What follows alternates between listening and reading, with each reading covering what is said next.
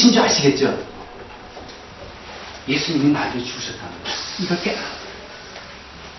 여러분, 사도 바울은 전에 예수님 믿기 이전에 사도 바울이 어떤 사람이었습니까? 정말 이 자기 주변에 뚜렷한 사람이에요. 이 사도 바울은 전통 유대의 이 학자 아닙니까? 자기 전통 유대의 이 종교를 고수하는 아주 고수파예요. 열성적인 사람이었죠. 그래서 이 예수 믿기 이전에 이 바울은 사울이었죠. 사울은요, 예수님이 메시아라는 사실을 인정할 수가 없는 거예요. 어떻게 예수가 메시아고 어떻게 그 많은 추종자들이 있는 것인가? 예수는 이단이다. 그리고 이 이단을 따르는 모든 사람들은 다 잡아가지고 죽여야 된다. 이런 생각에 꽉 잡혀 있었던 사람이 누구였습니까? 바울이었어요. 예수 믿기 전에 바울. 그래서 이런 이 신념이 있었던 이 바울이 다마스커스로 이제 가는 거죠. 거기 보니까 어떤 첩자가 얘기하는데 이 다마스커스의 그쪽에 예수 믿는 자들이 있더라. 이 첩보를 딱 듣고 그리고 사람들 배동하고 잡으러 가는 도중에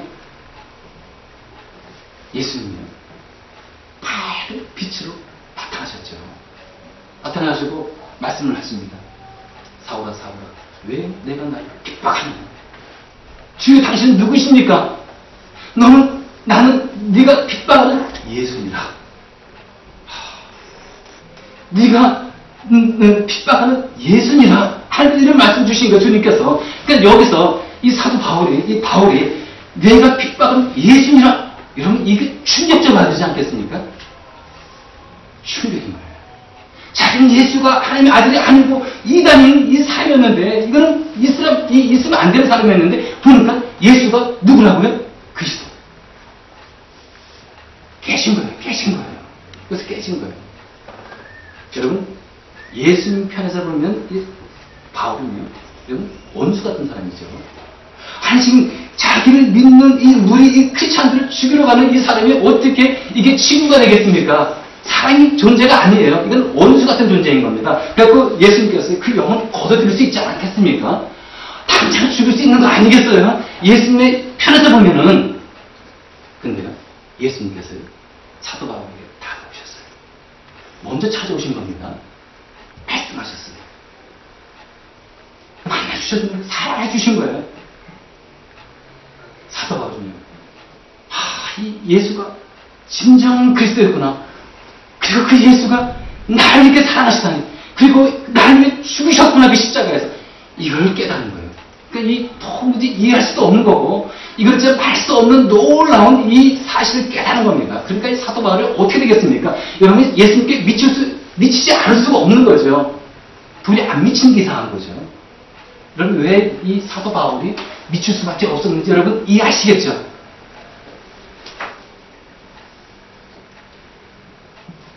근데 이 당시에 어떤 사람들은 사도 바울이 제정신이 아니라고 생각을 이제 했습니다. 어떻게 사도 바울이 그럴 수가 있는가?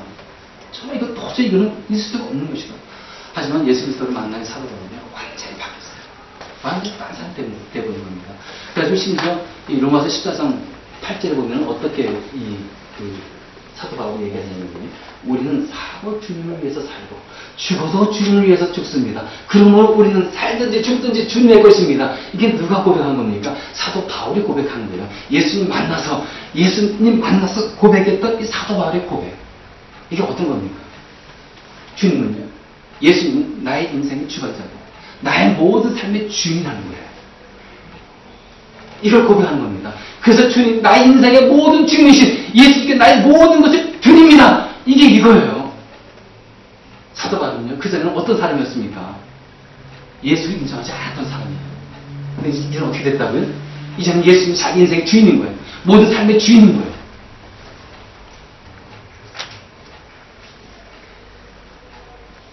참, 이것을 보면서 이 사도 바울이 예수님을 이제 핍박했지만 이제는 어떻게 살고 있는 겁니까? 영광을 돌리면서 그 인생을 지금 살고 있는 겁니다.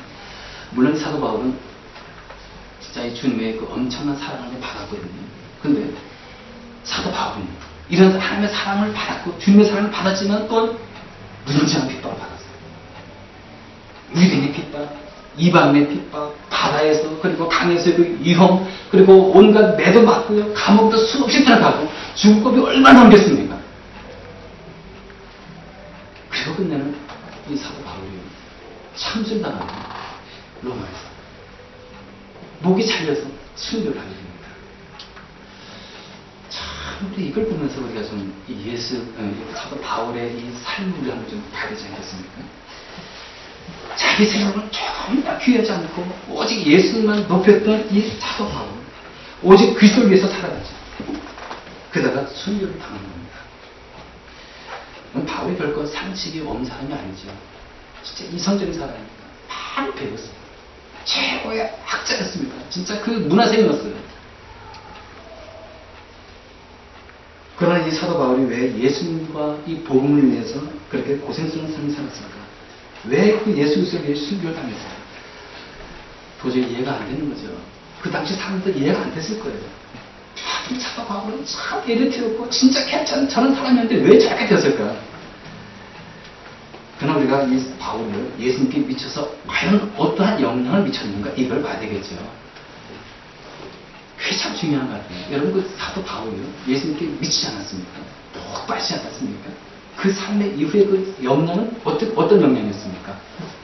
여러분 사도 바울이 예수님께 미쳤어요. 여러분 판단해 보시기 바랍니다. 과연 예수님께 미친 것이 좋은 것인지 나쁜 것인지, 내가 이대로 좀 살아가야 될 것인지 아니면 적당히 살아갈 것인지, 내가 이제 열정 가지고 살아갈 것인지 아니면 내가 미지근한 마음 가지고 주님을 섬길 것인지 우리가 그걸 결정해야 하는 거예요. 여러분 그 사도 바울이 이제 주님께 미쳐가지고 사랑에 푹 빠져가지고 어떤 영향을 미쳤냐면 여러분 세계 선교에 불을 지핀 사람이 누굽니까? 사도 바울이에요.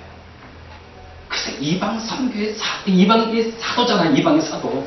이방 사람들에게서 뭘 전하는 겁니까? 예수 그리스도의 복음을 전하는 거예요. 그래가지고 아시아에 턱을 통해가지고 유럽 쪽으로 해가지고 복음이 확 산대지 않습니까? 이걸 누가 지핀 거예요? 사도 바울이에요. 사도 바울.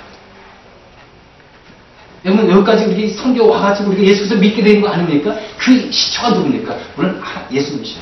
성령께서 역사하셨습니다. 그러나 도구로 누가 사용되신 겁니까? 사도 바울이 도구로 사용되신 거예요.